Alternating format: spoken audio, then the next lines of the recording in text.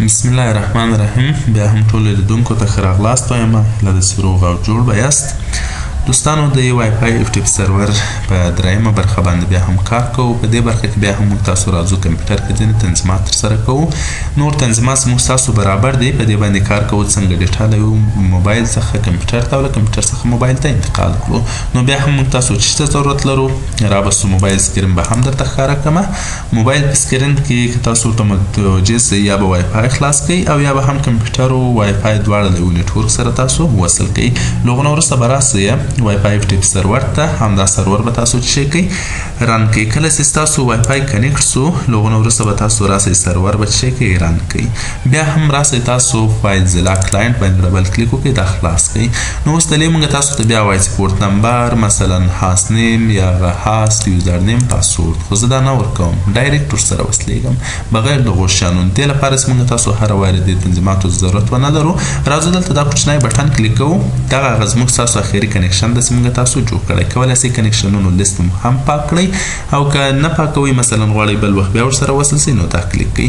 دا داسې نه ده چې مثلا هر څوک راسي په دې کلیک وکړي نو ورته ډایرکټ وصل شي. نه یو شی له موږ تاسو څخه غواړي نو وپې ګورو چې څه شی غواړي. کله چې زه په دې باندې کلیک وکړم ماته وایي چې پاسورد.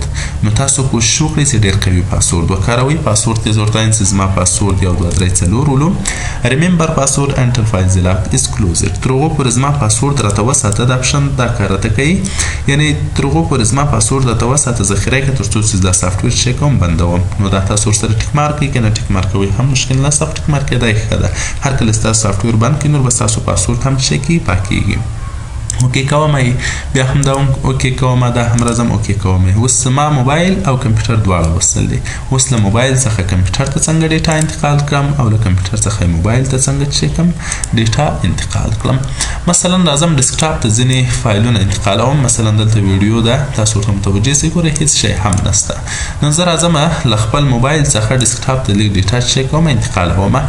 نو رابسم موبایل ته. په موبایل کې ورته وایم چې د ډاونلوډ په فولډر کې له ما سره چې دي ویډیوګانې دي یا مثلا عکسونه دي هغه ماته چې انتقال کړي. نو زه بیا څنګه انتقالوم؟ فقط راسه مثلا دا PDF فایل دی کلاس بیسډ سپرینګ ټایم ټیبل په نامه باندې. زه به دا داسې کلیک باندې ونیسئ. کله چې مو یو کلیک باندې وکړو نور داسې راکش کړئ دې خواته واچوئ. مثلا په کوم فولډر باندې ډیسکټاپ فولډر ما دې خواته خلاص کړی دی هلته بیا پرېږدئ. اوس وګورئ چې آیا راځي که نه راځي. ګورئ دلې دغه فایل زموږ تاسو ته راغی. فعلا ګورئ 149 KB فایل دی. دا موږ تاسو ته ډایرکټ چې سو راورسېدو. ډبل کلیک باندې کومه هېڅ کوم مشکل نشته. زموږ ستاسو فایل دلې خلاصېږي. همدارنګه که غواړئ چې بل فولډر ته انتقال کړئ مثلا ډیسکټاپ ته نه انتقالوم راځم یو ډرایو ته انتقالوم. نو په هغو ډرایو کې مثلا زه ورته وایم چې دا فوټوشاپ په نامه باندې فولډر ده په ډي ډرایو کې هماغه فولډر ته چې انتقال کړه. کوم یو مثلا دا ځل یوه ویډیو انتقالوم نو زه راځم دا ویډیو انتخابوم راکشوم فقط همدې فولډر ته چې کوم اچوم. اوس به زه راسم چې آیا همدا ویډیو دلې شته که نشته. نو زه به راسم د سپیسي ته د ډرایو ته به داخل سم. د دا فوټوشاپ په نامه باندې یو ډرایو دی. دلې کې وګورم دغه عکس یا ویډیو چې ما را انتقال کړه هغه دلې چې ده موجود دی.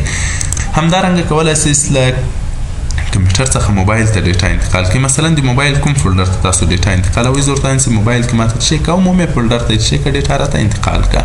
نو زه راځم دا ویډیو انتقالوم د کپچر 2 په نامه باندې. زه به دا ونیسېږم فقط را به وړمه چېرته زه به راسم په بخښنې سره دوستانو دلې به زه په دې خالجي کې تر څو بل فولډر ته کاپي نه سي. نو زه به راسم دا ویډیو به چې کوم دلته به یې واچوم. اوس به راسو موبایل به وګورو چې آیا په موبایل کې دا ویډیو موږ تاسو ته راغلې ده او که نه. نو زه به راسم دا به کلیک کړم. له دې صفحې نه به ووځم پورته به لاړ سو موږ تاسو چېرته سامسونګ ته به راسو دلې هم فایل ته. په فایل کې به زه وګورم رابسم انټرنل سټوریج ده. د لاندې به راسم د کپچر 2 په نامه باندې ما ویډیو راوړې ده هغه هم دلې چې ده موجوده دی. کولی شئ موبایل کې اوپن کړئ هر څه چې باندې کوئ دا په موبایل کې تاسو ترسره کولی شئ. همدارنګه کولی شئ ډایرکټ یو فایل ډیلیټ کړئ ایډیټ کړئ او نور تنظیمات پکې ترسره کړئ. نو داسې نور په دې اپلیکیشن یا سافټویر کې کوم کارونه موږ تاسو ترسره کولی شو انشاءالله په نورو برخو کې به بیا هم بحث باندې کوو.